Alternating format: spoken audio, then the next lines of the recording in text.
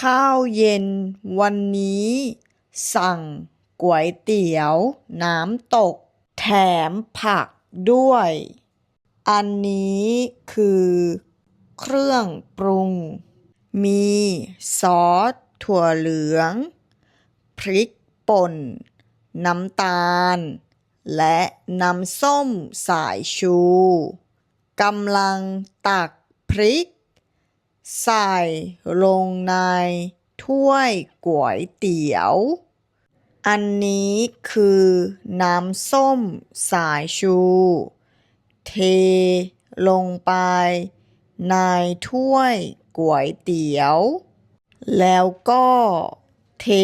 ผักทั้งหมดลงไปในถ้วยก๋วยเตี๋ยวน่ากินมาก